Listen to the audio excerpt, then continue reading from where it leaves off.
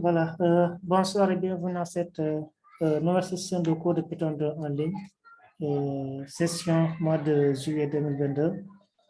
Voilà, comme on a l'habitude de le faire, toutes les sessions live sont des sessions de questions et réponses par rapport au cours, ou bien par rapport au notebook que vous avez fait, s'il y a des questions. C'est l'occasion de les poser dans cette séance-là. Aussi, c'est l'occasion de corriger tous les exercices qui sont donnés dans le cours. Donc, pour rappel, on a fini le programme de la semaine 1. Donc là, on va entamer aujourd'hui celle de la semaine 2. Voilà. Donc, pour rappel, la semaine 1, ce qu'on avait fait, c'était juste un petit rappel sur les algorithmes, les conditionnels, les boucles for, les affectations combinées, les boucles while, les boucles imbriquées ainsi que les ruptures de séquences. Ça, c'était le programme de la première semaine. Aussi, il fallait, dans cette semaine-là, faire deux travaux à rendre. C'est le quiz et le notebook. Pour ceux qui n'ont pas encore rendu, donc il faudra le faire pour qu'on puisse vous corriger et vous renvoyer vos différentes notes. Et pour cette semaine, pour la semaine 2, donc le programme est le suivant. Dans cette semaine, dans les normes, vous devez normalement lire le cours à l'avance. Donc, le programme de la semaine, c'est sur les traitements des images. Ici, on parle un peu de la notion d'une image en informatique. C'est quoi une image? Quelle est la bibliothèque qu'on utilise pour le traitement des images? On a vu quelques fonctions qui permettent de manipuler les images, à savoir la taille, récupérer la taille de l'image, sa largeur et sa hauteur, redimensionner l'image ou bien le convertir en noir et blanc. Tout est dans le cours. Aussi, il y a quelques résumés sur les différentes fonctions qu'on utilise sur les images et aussi les fichiers. Voilà. Donc ça, c'est le programme de la semaine 2. J'espère que vous avez déjà visualisé les différentes vidéos pour cette semaine-là, pour le traitement des images. Donc, c'est les images et les fichiers qu'on verra dans cette semaine. Donc, s'il y a des questions par rapport à ce qu'on a fait depuis le début, avant de passer à la... Oui. Y a-t-il des questions?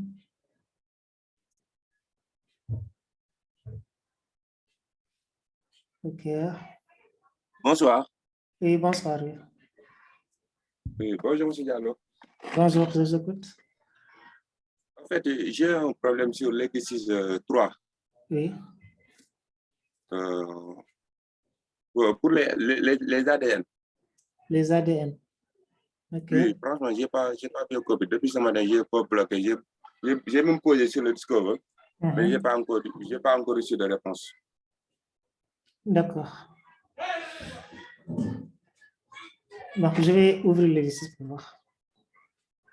Oui, merci.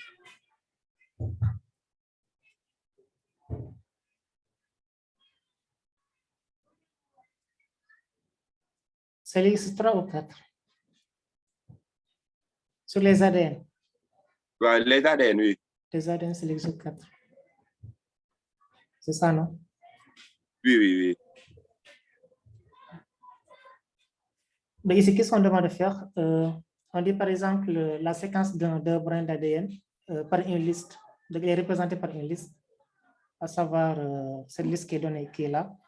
On a les différents éléments, A, C, G, T, ainsi de suite.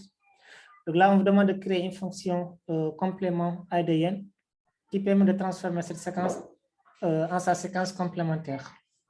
C'est-à-dire quoi? Qu'est-ce qu'on appelle séquence complémentaire? C'est juste de remplacer certaines lettres par d'autres. Par exemple, ici, on dit quoi? La séquence complémentaire s'obtient en remplaçant A par T et T par A. Donc, par exemple, ici, sur cette chaîne-là, sur cette liste-là, si tu rencontres la lettre A, tu dois la remplacer par la lettre T. Si tu rencontres la lettre T, tu la remplaces par A. Si tu rencontres la lettre C, on la remplace par G, et G, on la remplace par C.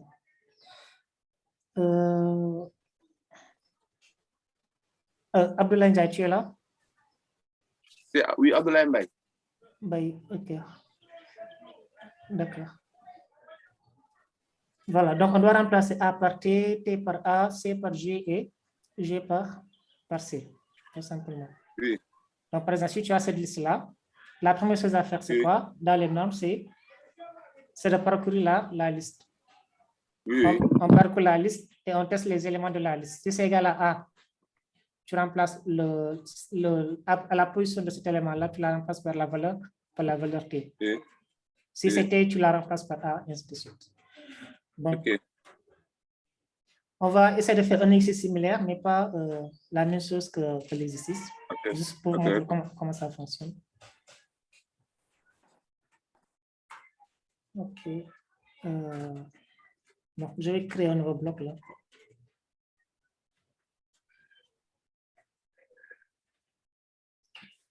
Bon, supposons on demande de remplacer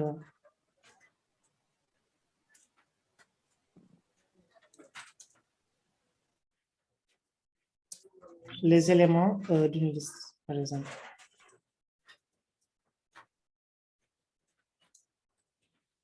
Bon, suivant cet ordre. Par exemple, supposons A, on remplace ça par B. A par B. B par A. C, par exemple, par D. Et D par C. Donc, ça ressemble un peu à ça, quoi. Donc, c'est-à-dire, si on a une liste d'éléments, par exemple, A,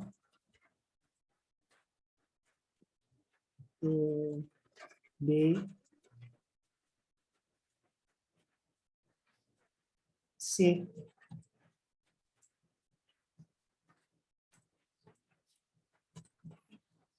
et D. Donc, si on transforme cette liste-là, ça doit donner normalement. Si on la transforme, ça doit donner normalement. Là, à la place de A, on va avoir D. À la place de B, on aura A. À la place de C, on aura D. Et à la place de D, on aura C. Voilà. Donc, supposons on a ça. Notre liste d'éléments.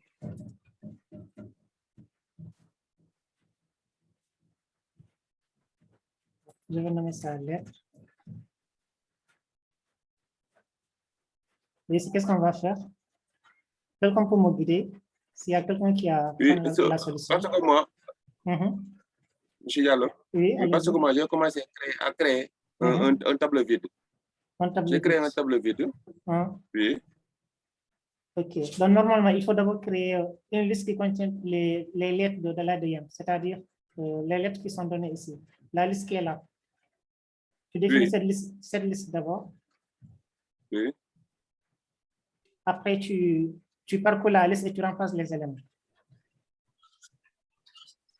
Comme par exemple ici. Parce que moi, j'ai créé un tableau vide. Tu as créé un tableau vide après? Tu as fait quoi? Oui, j'ai créé un tableau vide. Puis, j'ai fait un groupe fort qui va parcourir. Le tableau vide. Oui, un tableau vide. Après, j'ai créé un Google Fort. J'ai utilisé un Google Fort. Donc, si je comprends bien, tu as fait ça. Bon, j'enlève les éléments qui se trouvent à l'intérieur. Tu as fait ceci. Après, tu as mis quoi? For i in. Après, j'utilise Google Fort. OK. Oui.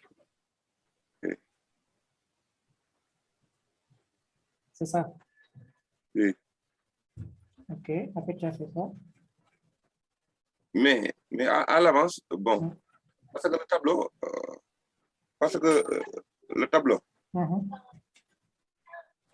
pour le premier tableau, j'ai mis tous les éléments A, B, C, D. Puis j'ai mis tous les éléments avant de créer le tableau vide. Tu as mis tous les éléments? Oui, j'ai créé tous les éléments. Oui. Et ça à l'intérieur oui, comme ça, oui. Voilà. Après, j'ai créé un autre tableau vide. Oui, un tableau vide. OK. Oui. Oui. Après? J'ai parcouru le tableau. Le premier tableau, Après, j'ai mis Après, j'ai mis if I. Tu as testé if I. égale à A.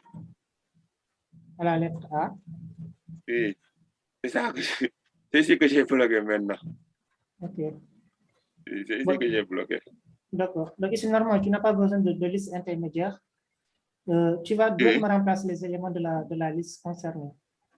Donc, ici, pour parcourir les listes, il y a deux manières de parcourir une liste. Soit on parcourt les éléments de la liste, c'est-à-dire comme ça, une lettre, par exemple. De ce fait, I-là, ce I-là va prendre les lettres de ces éléments-là. Il va prendre la lettre A, après B, après C. Ou bien on peut utiliser le range en utilisant les index de la liste. Par exemple, si on prend le range, on sait qu'on peut accéder, par exemple, à une liste via son index. C'est-à-dire, si on va afficher la première lettre de la liste, le premier élément de la liste, on peut mettre, par exemple, lettre bon, j'enlève tout ça. Si je mets, par exemple, lettre de 0, comme ça, normalement, il va m'afficher la lettre A. Il va m'afficher la lettre A. Si je mets lettre de 1, il va m'afficher la lettre B. Donc, les éléments de la liste, on peut les accéder via leur index. Donc, ici, ce qu'on doit faire, c'est parcourir la liste suivant les index. Et à chaque fois, on regarde à l'index 0, qu'est-ce qu'on a? Si c'est égal à A, on remplace ça par B, ainsi de suite. Donc, pour parcourir ça, on va juste créer une boucle for. Allô? Oui. Oui, bonsoir. Oui, bonsoir. Oui, bon, moi, mon problème avec ça, c'était que je pense qu'on a demandé de mettre une fonction, quoi. C'est une fonction. Donc, je me disais, parce qu'on a demandé de créer une fonction complément ADN qui transforme la séquence, quoi. Donc, dans ma tête, je me dis que on n'a pas à fixer la liste sur la fonction. Oui. Donc, normalement, on doit mettre la fonction. Et maintenant, lors de l'appel de la fonction, on donne la séquence directement, il traduit ça, quoi. Oui, je comprends. Donc, ce qu'on va faire ici en procédural, après, si on va le faire sous forme de fonction, ce sera juste de copier-coller qu'on va faire. D'accord. Il n'y a pas de souci. On va le faire de manière classique. Après, on va juste le copier et le mettre dans une fonction. D'accord, d'accord. OK. N'est-ce pas, tu as pu trouver non, ta solution? Tu as testé?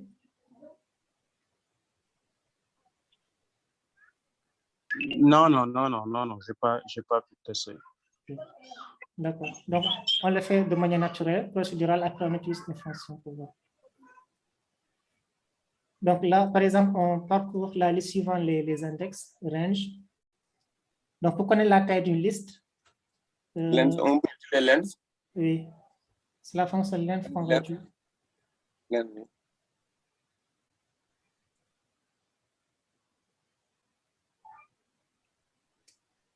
C'est length de la liste ou bien? C'est length de la lettre. La lettre. OK. Entre parenthèses. Entre parenthèses, lettre. Lettre, voilà. Oui.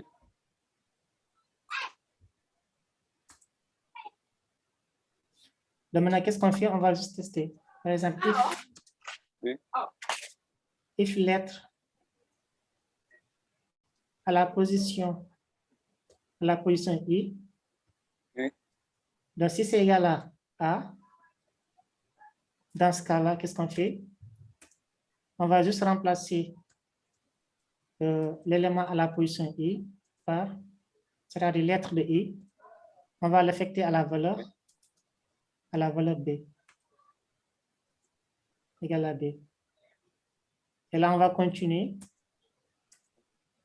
Ainsi de suite jusqu'à la dernière lettre. On fait un autre elif. Sinon si.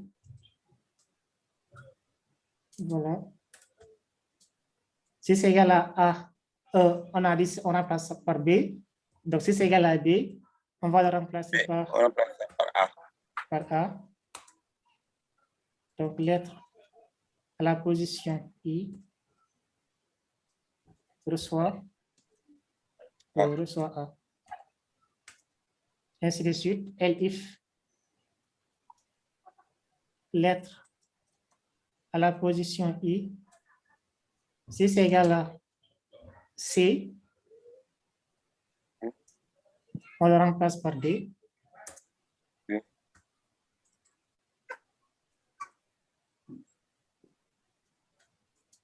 Égal à D.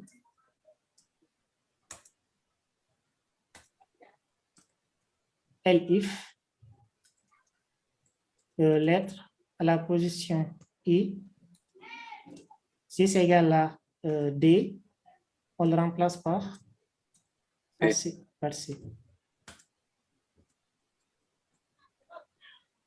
Voilà.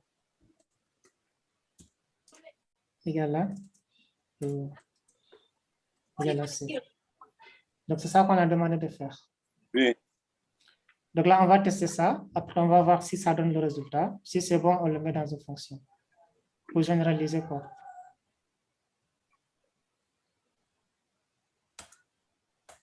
Donc là, après, on va afficher notre liste là pour tester si c'est bon ou pas. Lettres. Donc ici, dans les nombres, le résultat attendu ici, c'est quoi? On doit avoir ici B, A, D, C dans les nombres comme résultat. Donc, on exécute.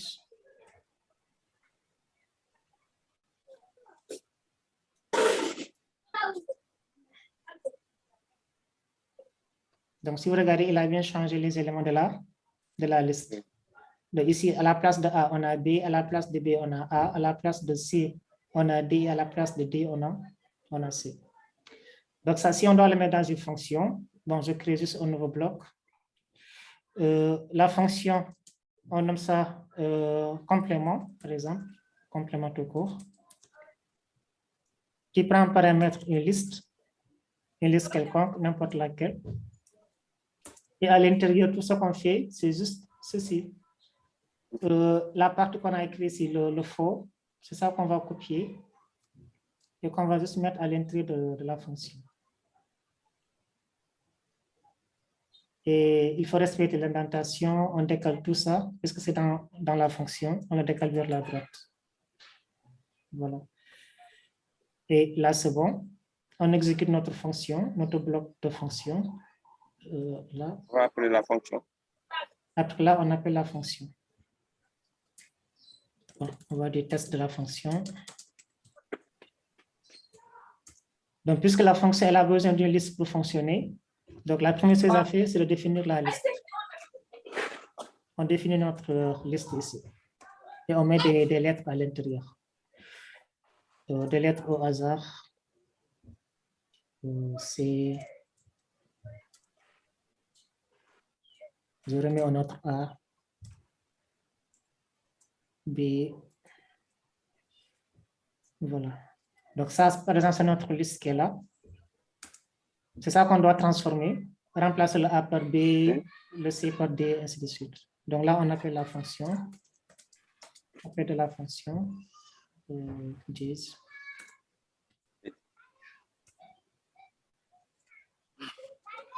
Donc si on doit appeler la fonction, qu'est-ce qu'on fait? Qu'est-ce que la fonction... ici, ça Le complément. On va mettre plein de compléments. Plein de compléments. Donc ici, dans la fonction, dans l'instruction de notre boucle for ici, là, on n'a pas affiché ni renvoyé la liste. Donc ici, normalement, ici, pour la fonction, dès qu'on termine de faire la transformation, après la boucle for, on doit renvoyer la liste pour qu'on puisse la récupérer après, la liste qui est transformée. On fait return liste, quoi, la nouvelle liste.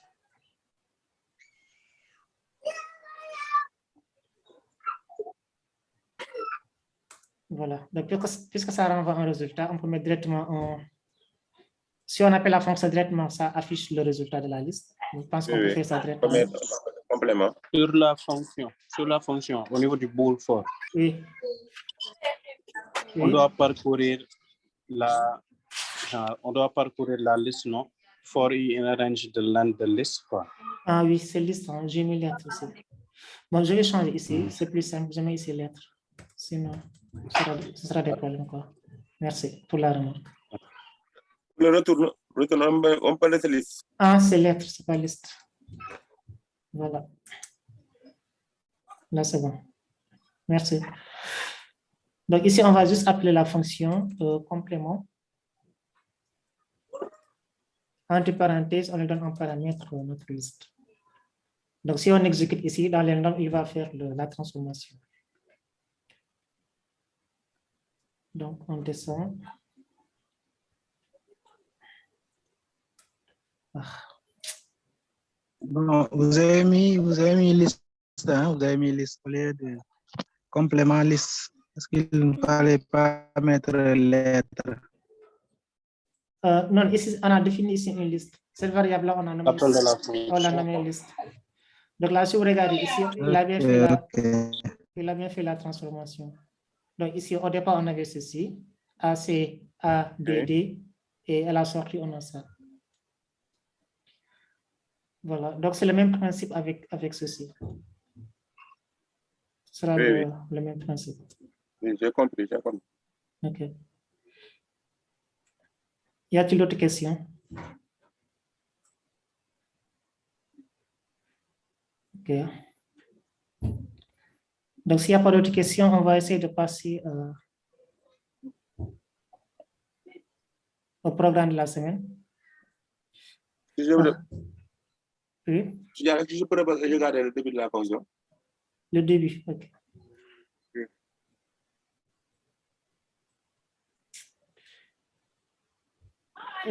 Est-ce que je peux confier quelqu'un là pour qu'il puisse accepter les personnes qui sont dans la salle d'attente? Parce que je ne peux pas faire les deux en même temps. Qui peut prendre la charge? D'accord. OK, Abdullah. D'accord, vas-y. OK.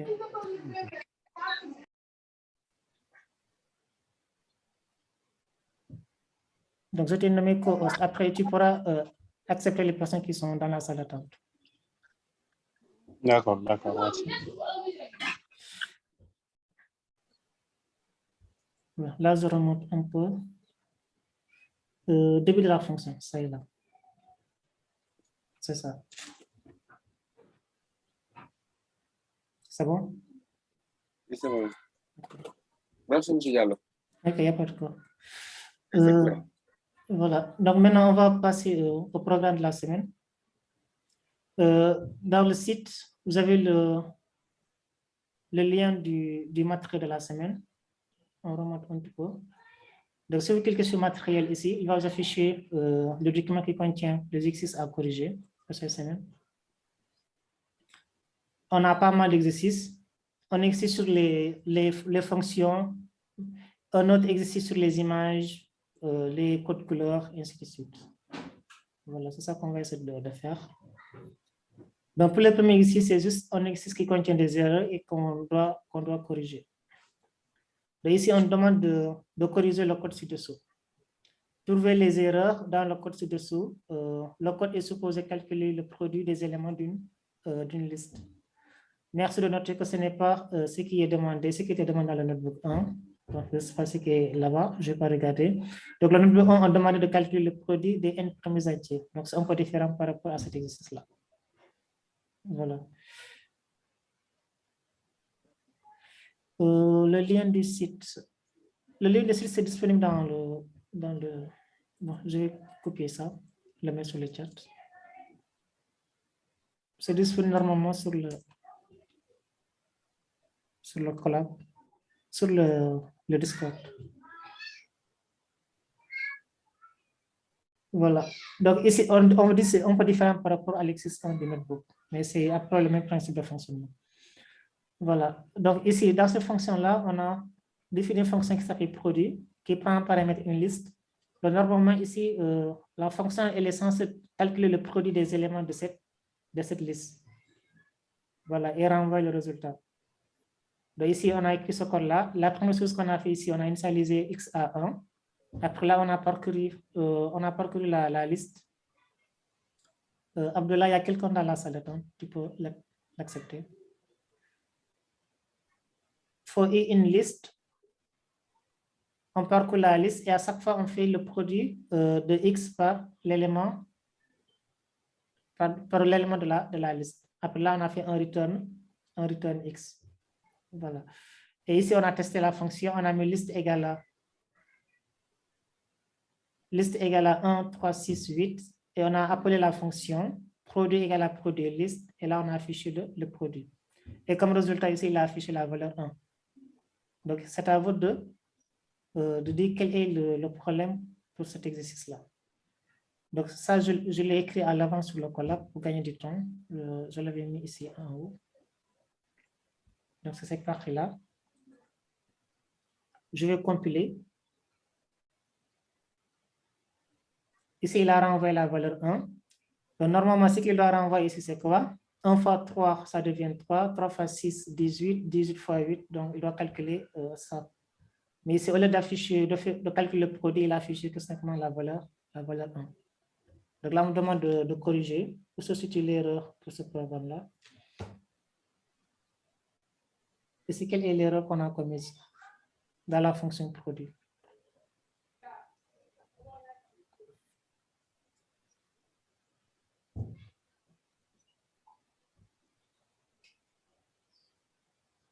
C'est au niveau du boucle for.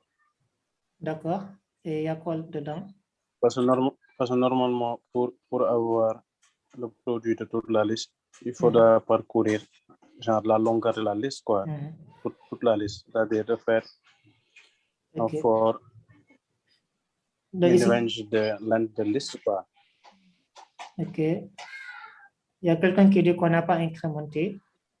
Bon, si on utilise la boucle for, donc ce n'est pas la peine d'incrémenter, ça passe automatiquement. C'est dans la boucle while où on doit incrémenter pour avancer. Mais ici, le problème, c'est quoi? Ici, dans la boucle for, qu'est-ce qu'on a mis? La première instruction qu'on a fait, c'est quoi? On a mis x étoile égale à i, qui équivaut à dire que x égale à x fois i. Donc, au départ, on avait initialisé le x à 1. Donc, on aura quoi? Le premier élément de la liste ici, on a dit c'est 1. On aura 1 fois 1, ça va donner la valeur 1. Et juste après ça, qu'est-ce qu'on a? On a return x. Donc, ici, dans la fonction for, dès qu'on a fini de calculer le produit du premier élément de la liste, automatiquement, on a renvoyé le résultat. Donc, normalement, on ne doit pas renvoyer le résultat ici. On doit attendre jusqu'à avoir fini de faire le calcul de tous les produits de la liste avant de renvoyer le résultat. Mais ici, le problème... Oui. Oui, j'ai mis ça. Bon, j'ai fait ça, mais bon, d'une manière très simple. Franchement, je n'ai pas utilisé le boucle for. Pour faire le produit des éléments de la liste. Oui. J'ai mis def produit. Après j'ai mis, au lieu de liste, j'ai mis ABC. Tu as mis ABC. Puis après j'ai mis retour A fois B fois C. OK. Après, oui, sur la liste. Donc ici, tu as le même argument ici. Là-bas, oui. Là-bas, j'ai mis def produit liste. Produit. Oui. Au lieu de liste, j'ai mis A, B, A virgule B, virgule C. Après, j'ai mis retour A fois B fois C. OK. Tu as donné trois paramètres, quoi. Oui, 3 paramètres seulement. Voilà. Donc ici, on n'a pas demandé de modifier les paramètres, mais de corriger le problème. Ici, la fonction, elle est censée calculer, de prendre une liste en paramètres et de faire le produit des éléments de la liste directement. Ah, ok. Il prend une liste en parallèle et fait le produit de ces éléments-là. Donc ici, le problème, c'est juste au niveau du return. Ici, le return, là, on l'a mis à l'intérieur de la boucle for. Donc, on doit renvoyer le résultat quand on aura fini de faire le calcul. Donc, la boucle for, il va calculer tous les éléments de la liste et à chaque fois, on fait le produit de ces éléments-là. Si on termine, donc ici, on fait retourner le return. Donc, c'est problème de notation. Ça doit pas être ici à ce niveau-là, mais au même niveau que la boucle for. Au même niveau que la boucle for. C'est-à-dire qu'après la boucle for, on renvoie le résultat. Sinon, si on le met à l'intérieur, dès qu'il calcule le premier élément, automatiquement, il renvoie le résultat. Donc ça c'est une erreur. Donc, l'autre erreur aussi, qui n'empêche pas le programme de fonctionner, mais qu'il faut éviter de faire, c'est par exemple ici le fait d'avoir déclaré produit, une variable qui s'appelle produit, alors que la fonction qu'on a définie ici, elle s'appelle produit. Donc, ça, c'est interdit en programmation. Donc, on n'a pas le droit de définir, par exemple, des variables et des fonctions qui portent le même nom. Produit. Oui. OK. Donc, ici, peut-être, on va juste mettre, par exemple, P, qui est égal à produit. Et là aussi, au lieu de mettre print produit, on va juste mettre print. P. P. Voilà. Et là, si on exécute, il va nous faire le calcul de ces éléments. Donc, si on change, par exemple, si je mets ici 1, 3 et 6, si on réexécute le programme, il va nous calculer le résultat. Donc, 3 fois 6, ça donne 18. Si je mets 5, 3 fois 5, ça donne 15. Voilà. Si on rajoute une autre valeur aussi, il va faire le calcul. Donc ici, le problème, c'était juste le return qu'on avait mis à l'intérieur de la boucle for.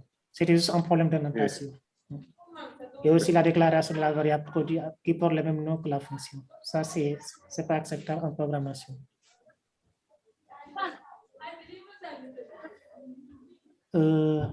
Mambala, tu dis, est-ce qu'on peut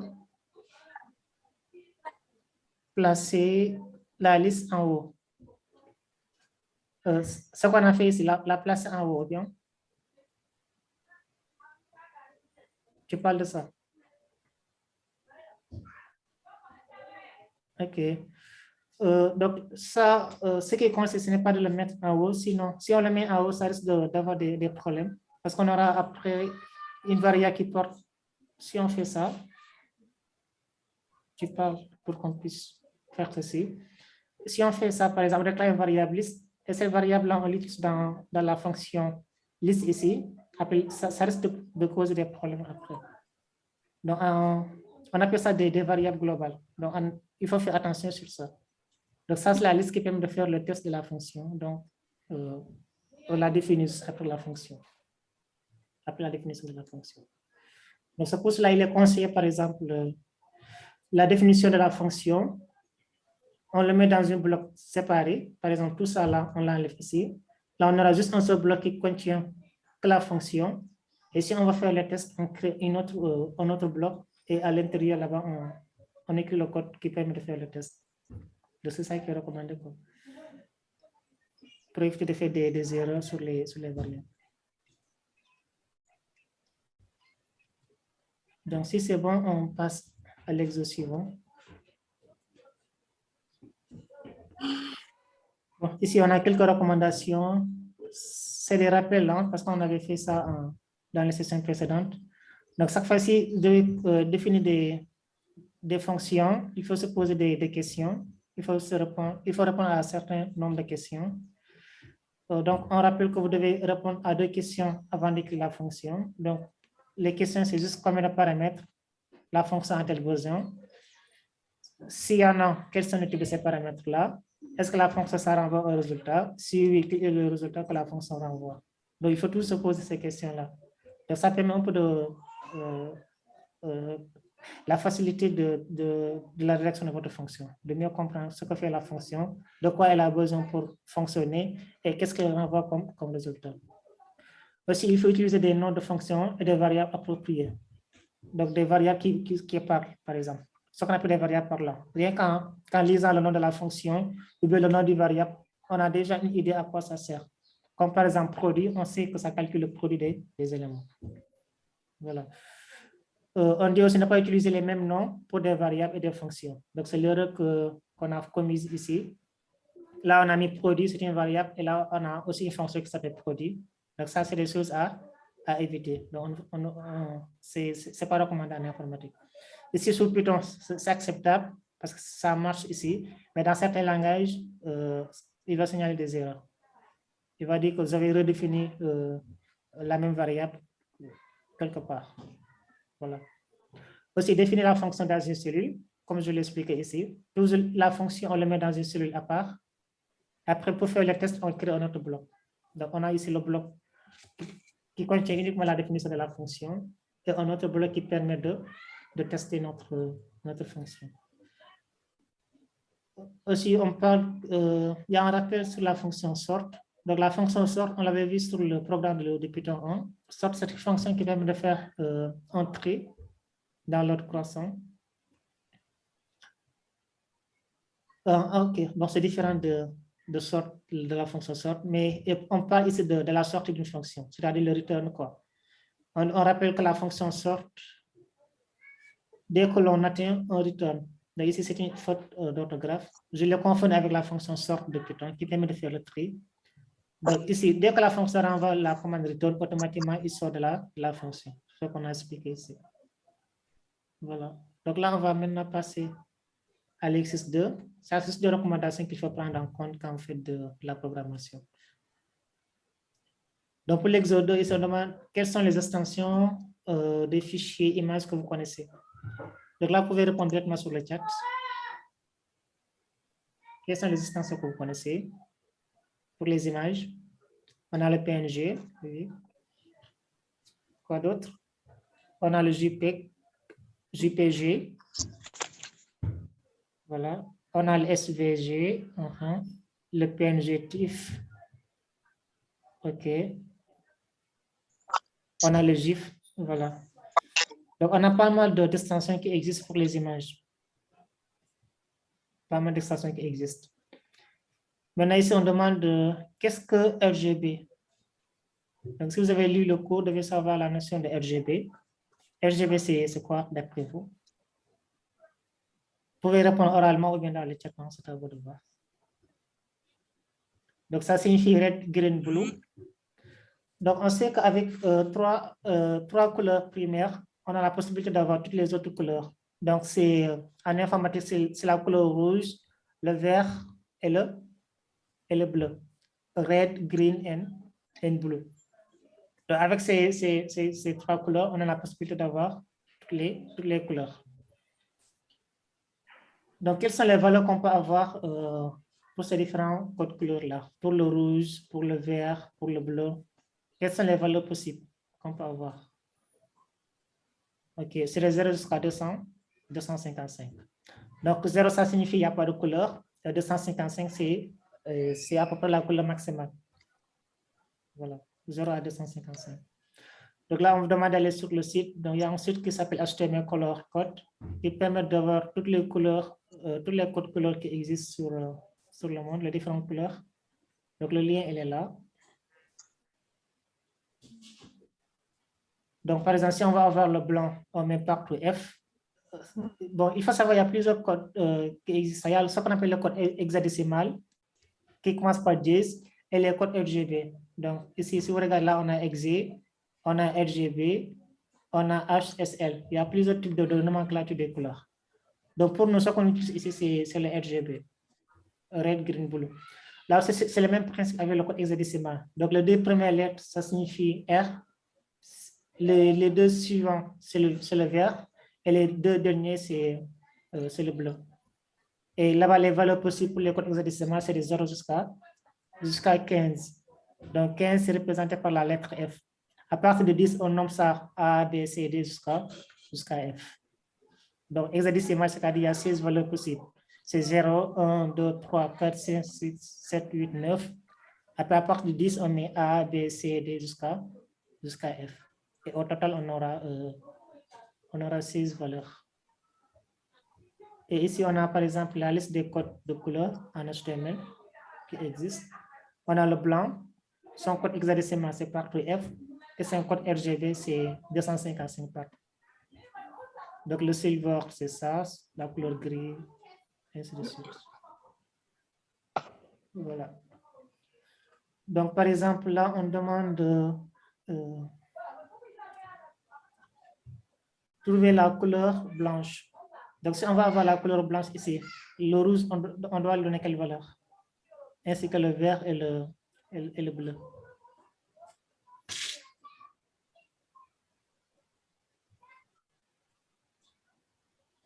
Le rouge, c'est quelle valeur? 255. Donc, c'est partout 255. Voilà. Le rouge, le vert et le bleu, on aura partout 255. Si c'est le noir, on aura partout 0 pour la couleur noire. Voilà. Et pour la couleur mauve, bon, ça, c'est un peu délicat. Donc, si vous ne connaissez pas le code exact RGB, il faudra juste venir là et regarder la couleur correspondante et regarder son code. Voilà. Donc, par exemple, pour le mauve, on a 128.0 et 128. Voilà. Donc, c'est des choses à savoir. Donc, ça passe que vous avez besoin d'une couleur. Donc, si vous ne connaissez pas le code en mémoire, il faut se rendre sur le site et regarder la couleur et son code correspondant. Maintenant, ici, sur l'exercice 4, on va faire un exercice sur comment faire des recherches sur Google pour trouver une image et comment utiliser aussi une image dans Google Colab. Donc, la première question ici, qu'est-ce qu'on demande de faire? De trouver une image en fichier PNG. Ensuite, de l'ouvrir. Bon, je vais copier ça. Je vais le mettre dans le Google Colab. Je crée un nouveau bloc texte. Donc là, c'est exercice 4. Voilà. Donc pour l'exercice 4, on demande de trouver une image en fichier PNG, de la télécharger dans Google Colab. Donc rappelez les images disparues de Google Colab quand on le ferme. C'est-à-dire, si on charge une image, quand on finit de faire le traitement, si on ferme le navigateur, automatiquement l'image aussi disparaît. Donc il va supprimer en même temps l'image. Voilà. Donc, si on doit faire une recherche sur Google, il y a une manière de chercher des images. Il faut savoir qu'il y a des images qui ont des droits d'auteur, qu'on n'a pas le droit de télécharger ou bien de modifier ou bien de partager. Et il y a aussi des images qui sont gratuites, qui sont libres d'auteur, qu'on peut utiliser sans problème. Donc, si on doit faire des recherches des images sur Google, donc la première chose à faire, c'est de se rendre sur le site de Google. Donc, par exemple, on part sur google.com ou bien .fr ou bien .sn, comme on est au Sénégal. On peut mettre par exemple google.sn. Et sur le site de Google, on a une zone de recherche. Là, on tape une image qu'on veut chercher. Si c'est une image de chat, on met tout simplement chat, par exemple, et on donne l'extension qu'on souhaite avoir. Donc là, on demande de chercher une image d'extension .png sur l'exercice. Trouver une image en fichier PNG. Donc, ce qu'on cherche ici, on donne juste l'image qu'on veut avoir. Chat, chien, personne. Ensuite, espace, on met PNG. Et là, on lance la recherche. Et automatiquement, il va nous afficher pas mal de résultats. Donc, par défaut, il va afficher tout ce qu'il trouve sur Internet en rapport avec les chats, que ce soit des images, des textes, des vidéos, il va tout afficher. Donc, nous, si on veut uniquement avoir des images, on va cliquer sur l'onglet image qui est là. Sur l'onglet image. Voilà. Et sur l'onglet image, là, il va afficher toutes les images de chats qu'il a trouvées. Toutes les images de chats qu'il a trouvées. Mais parmi ces images-là, il y a des images qui sont gratuites et d'autres qui sont payantes, qui sont protégées par des droits d'auteur. Donc, c'est à nous d'appliquer des filtres pour avoir uniquement des images qui sont gratuites, pour éviter d'avoir des problèmes après avec la personne dont l'image appartient. Donc, pour faire le filtre, il y a un bouton qui s'appelle Outils ici, sur Google. Donc, on va cliquer sur Outils. Si on clique sur Outils, on a un petit barre qui s'affiche juste en bas.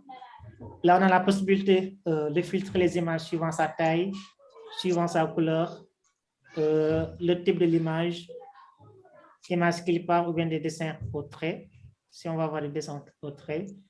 La date, depuis combien de temps l'image a été publiée, si c'est depuis 24 heures ou bien depuis une semaine. Et la partie la plus importante, la partie droit d'usage. Donc, c'est ici qu'on fait le filtre. Donc, par défaut, il va afficher toutes les images qui sont en même temps payantes et gratuites. Donc, par défaut, les images qui sont gratuites, ça s'appelle licence Creative Commons. Ce sont des licences qui sont gratuites. Par contre, les licences commerciales, ce sont des licences qui sont payantes. On n'a pas le droit de télécharger, de modifier ou bien de faire quoi que ce soit sur ces images-là. Donc, nous, on va avoir des images gratuites. On va cliquer sur licence Creative Commons. Et là, il va appliquer un filtre. Il va nous afficher toutes les images qui sont gratuites. qu'on peut télécharger, faire tout ce qu'on veut avec. Voilà. Donc, tout ce qu'on peut faire, par exemple, je prends cette image de chat. Je clique sur l'image. Si on va l'enregistrer, on va juste faire un clic droit. Enregistrer l'image sous. Voilà. Et là, on va lui donner un nom. Donc, je mets chat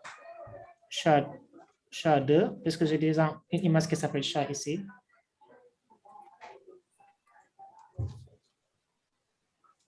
Voilà. Et là, c'est bon. J'ai téléchargé mon image. Donc, supposons qu'on va insérer cette image-là dans notre Google Colab. Donc, ce qu'on fait ici, c'est quoi? Là, on demande d'importer la bibliothèque image et de l'ouvrir et d'afficher notre image. Donc, ce bloc-là, je vais le rabaisser carrément en bas. Voilà. Donc, la première chose à faire ici, dès qu'on télécharge notre image, pour le mettre dans le Google Colab, on va cliquer sur le bouton qui est là, le bouton qui s'appelle Fichier, tout à fait à gauche du navigateur. Et à l'intérieur de cette zone de fichier-là, on va uploader notre image. Donc là, on a la possibilité de télécharger un seul fichier, de télécharger un dossier, de l'importer sur le Drive, ainsi de suite. Voilà. Donc nous, on va importer un seul fichier, on va cliquer sur Importer dans l'espace de stockage. On va cliquer là. On va chercher notre image. Je l'ai mis dans le dossier image. Et ça s'appelle chat2. Je fais double-clic. Là, il me fait un rappel. Donc, les fichiers importés seront supprimés lorsque l'environnement d'exécution sera recyclé. C'est-à-dire, si on réactualise la page, ou bien si on ferme l'onglet, automatiquement l'image va être supprimée. Et ça va vous de faire la même procédure pour importer l'image. Donc, si vous regardez ici, on a notre image qui est là, chat2.jpg. Donc, malheureusement, ici, il a pris l'extension JPG. Donc, on avait cherché PNG, mais ce n'est pas grave. Voilà. Donc, on peut réduire cet espace-là. Maintenant, si on doit utiliser les images en Python, qu'est-ce qu'on fait? La première chose à faire ici, c'est quoi? Qu'est-ce qu'on fait en premier lieu? On doit importer quoi?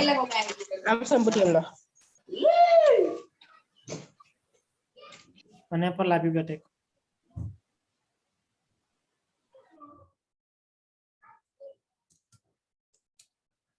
Quelle est la bibliothèque qui permet de gérer les images qu'on a vues dans le cours? C'est quelle bibliothèque?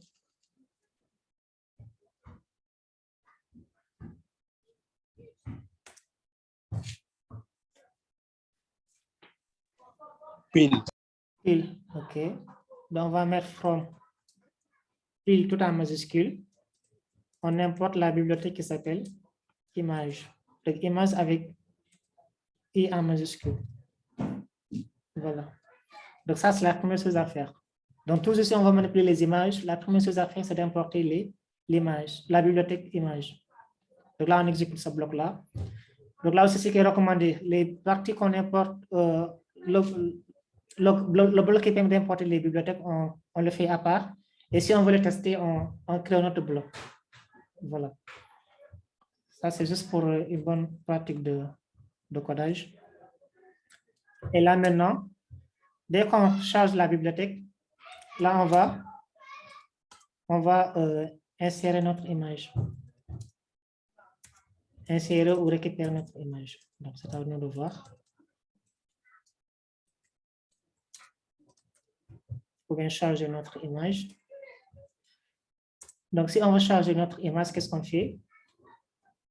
On va déclarer une variable, par exemple, qu'on va nommer img. C'est à nous de voir le nom qu'on souhaite prendre comme nom de variable. C'est juste ici un nom de variable qu'on va définir.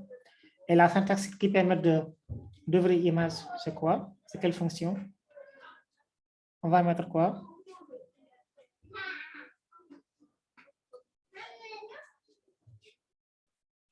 Si on veut ouvrir une image, charger une image.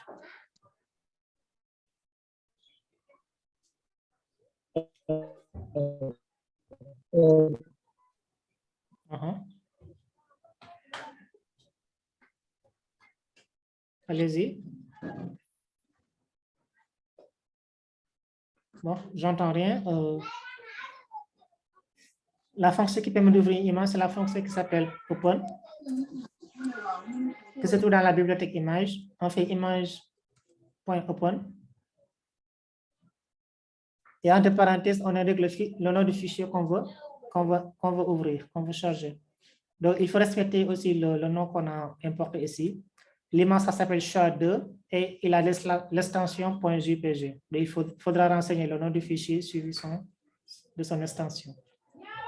Donc, ici, on le met entre côtes. L'image s'appelle SHA2 et il a l'extension .jpg. Voilà. Et maintenant, si on va afficher l'image, affichage de l'image, là, on va juste donner le nom de l'image, par exemple, IMG tout court. Par contre, dans certains logiciels de Python, il faudra mettre img.show dans certains logiciels. Mais sur Google Colab, le fait d'avoir mis IMG tout court, il va automatiquement afficher l'image. Mais si c'est dans Jupyter ou bien dans certains logiciels d'environnement de Python, il faudra mettre img.show pour afficher votre image. Donc là, on exécute. Donc, si on exécute ici, il va nous afficher dans les normes notre image. Je descends un petit peu là. Il est en train de charger. Donc là aussi, ça peut prendre du temps en fonction de votre connexion et de la taille de l'image qu'elle est en train de charger.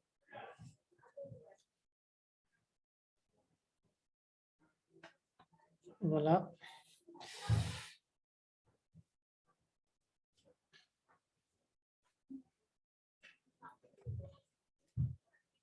On passe un petit peu, voilà. Donc là, il nous a chargé notre image. Donc le chat, il est là. Donc par défaut aussi, s'il charge une image, donc par défaut, il va afficher l'image avec sa taille réelle.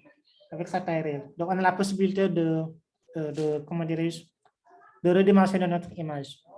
Il y a des fonctions qui permettent de faire le redimensionnement. C'est la fonction qui s'appelle Fournel. C'est disponible dans le cours. Elle est renseignée dans le cours.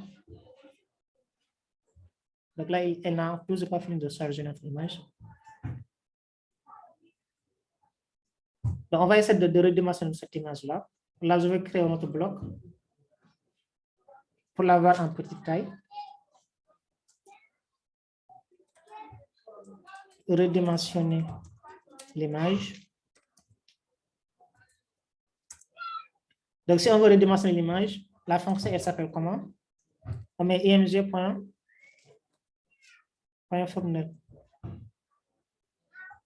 Dans Fournel, ça prend un paramètre, un type, c'est-à-dire une liste qui contient les dimensions de l'image, de la taille qu'on souhaite avoir. Par exemple, on va choisir 200 pixels sur 200 pixels. Et là, on va réafficher notre image pour voir.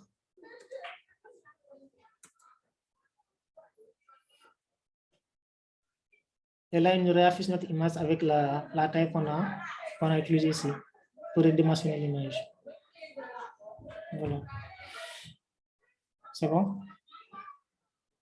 Donc, toujours, si on va manipuler des images, la première chose à faire, c'est d'abord télécharger vos différentes images, de l'importer dans votre espace de travail ici, en cliquant sur le fichier, ensuite sur le bouton importer.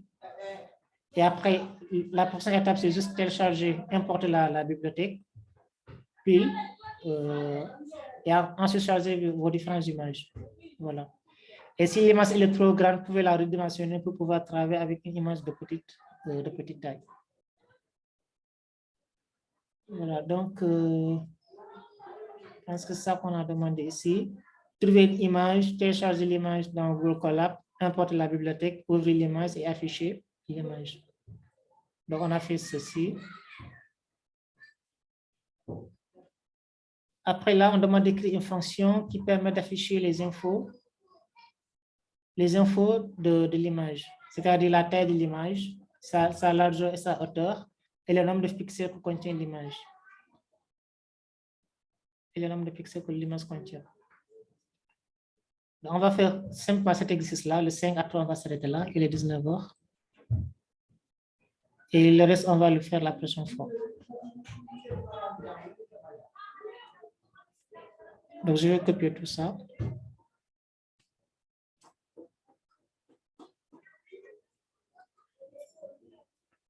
Exercice 5.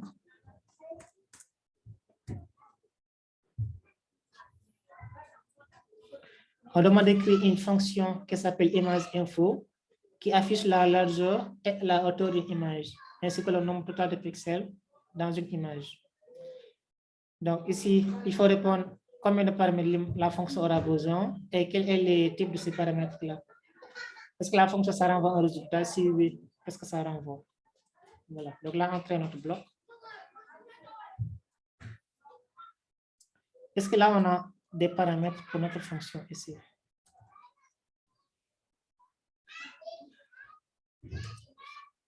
Est-ce que la fonction info_image a besoin de paramètres? Si oui, combien de paramètres on a et quel est le type de ces paramètres-là?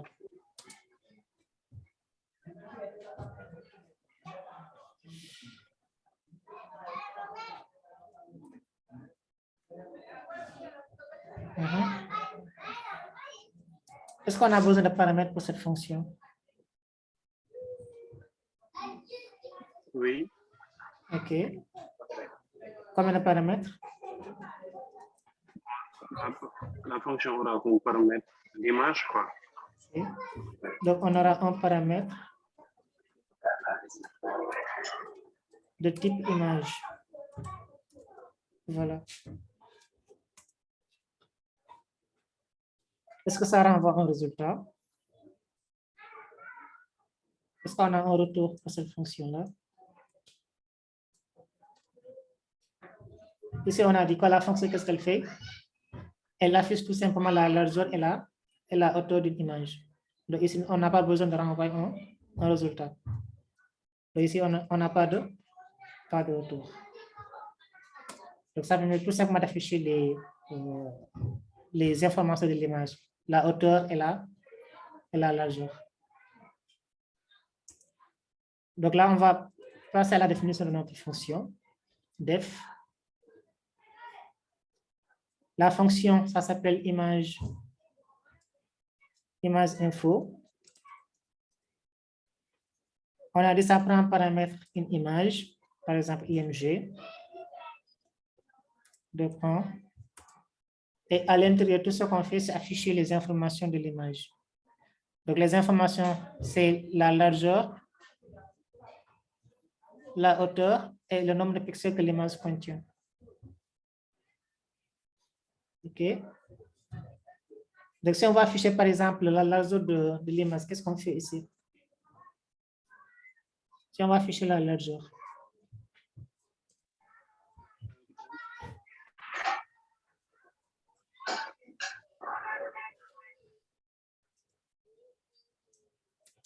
Quelle est la fonction qu'on va utiliser pour connaître la largeur d'une image?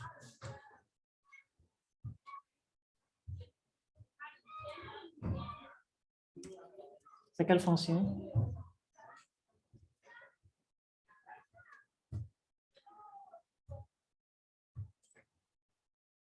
OK, img8.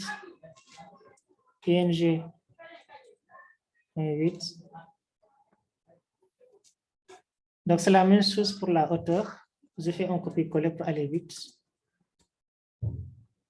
Donc, on va mettre ici hauteur de l'image. Donc, pour la hauteur, c'est img.8. Voilà. Et si on va avoir le nombre de pixels,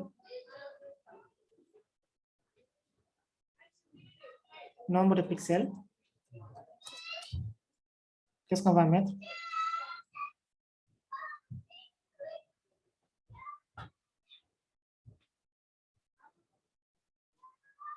Qu'est-ce qu'on va mettre ici pour le nombre de pixels? On va utiliser getPixel. OK. Get pixel, ça permet de récupérer un seul pixel dans une image.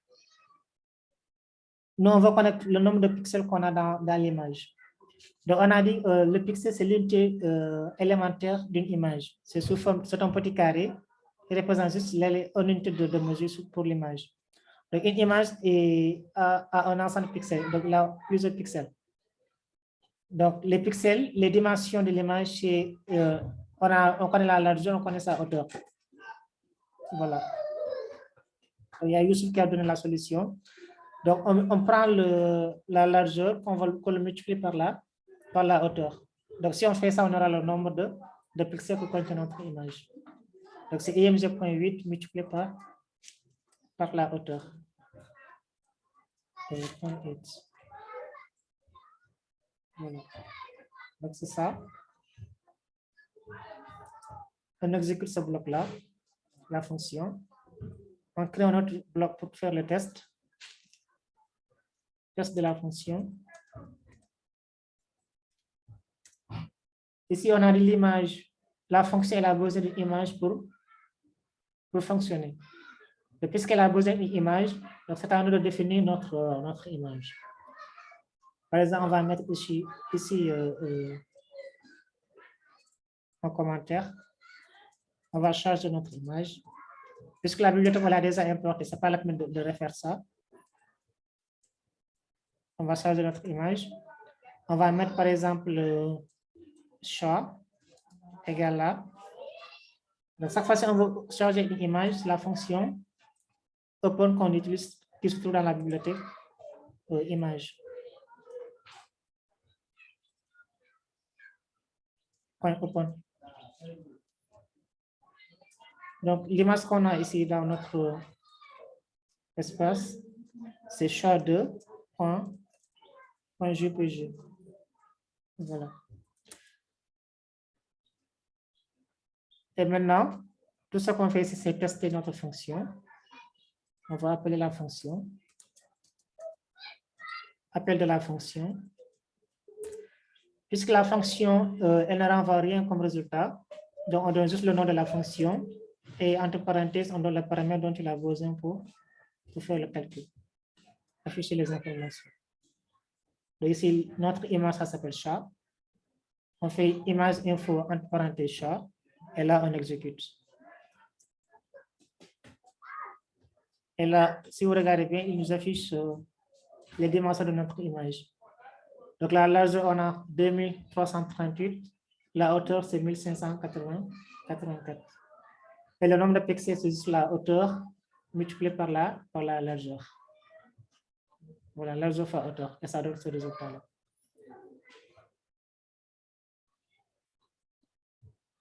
C'est bon?